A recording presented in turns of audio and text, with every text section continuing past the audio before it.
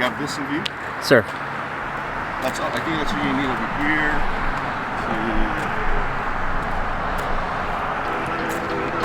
There. Yes, sir.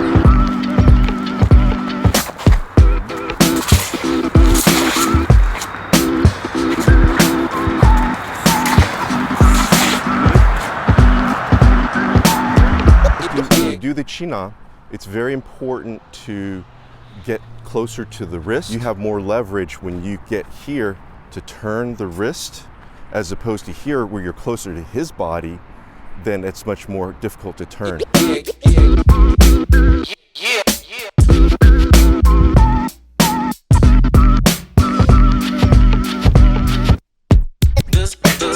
So you have to kind of combine, get this out of the way, the larger circle, and then there's a smaller inner circle, you know, and then boom.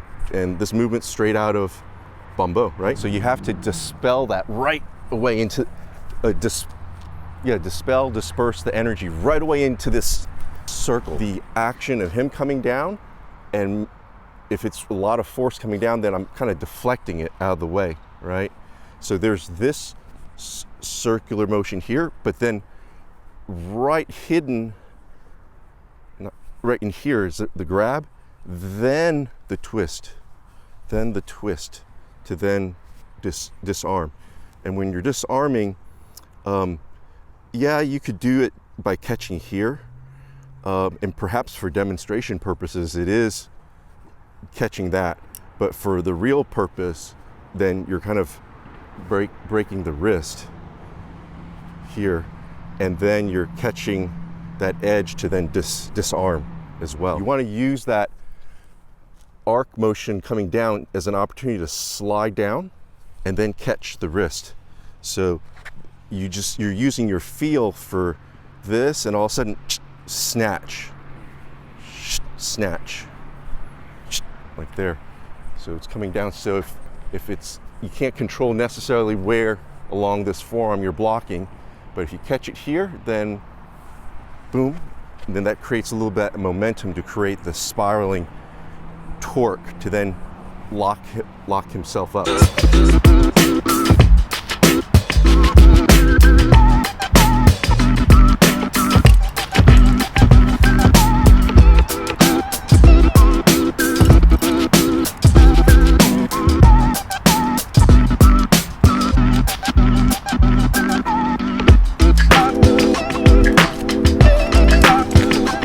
Common mistake is people will then muscle the grab. When they muscle the grab, then this gets, because they tense up in the bicep and the wrist, the forearm muscles. Now we're dealing with force versus force, and then the bigger person, strong person will win, right? But if you keep the mechanics of it with just the rotation, and you keep your structure and you grab it and then just without muscling, you will still, you don't have to use all that energy. People are thinking, oh, I have to use my own energy to get this. But if you're doing it correctly, you're just borrowing all this coming down, and you just wrap it up in a nice little bow.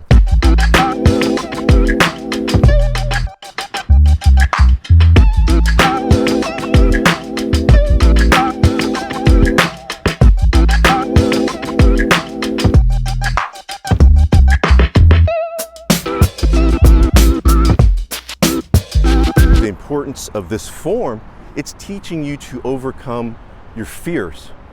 A dagger's coming at me. Most people, the natural response is to turn the other way and run, right? But we're trying to teach people to encounter their fears and face them head on and develop a certain proficiency, right? So I think that's very important. When you are meeting something head on, you're able to close it, shut it down, right? But as long as you stay in that outer perimeter, then you're going to be always at danger. If you're kind of running away, so that as that knife comes down, or bat or sword, it's the same principle, whether it's a large broadsword or a bat, a machete, a small knife, you're not dealing with the weapon in the hand, you're dealing with the wrist. So mentally, that's where people have to get, is that they're dealing with, yes, of course there's a weapon in the hand, but you have to block out the weapon in the hand and deal with the wrist and control the wrist and elbow. And that's the key.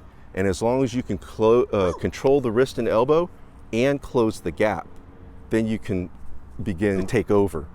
But when you deal with the situation in fear, where you're like, oh my gosh, I have the knife, there's a knife coming, and you keep on, you're at the tip, then you're gonna get cut. And in reality, you may get cut anyway, but how do you get cut the least, right? But if you hang on to this as it comes and you deal with the hand, the wrist, elbow, then you have a better chance of controlling the weapon and closing the gap.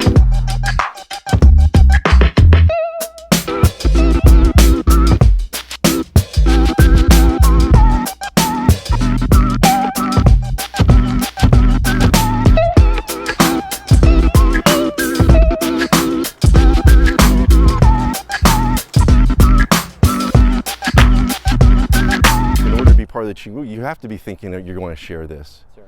But I'm still thinking there's still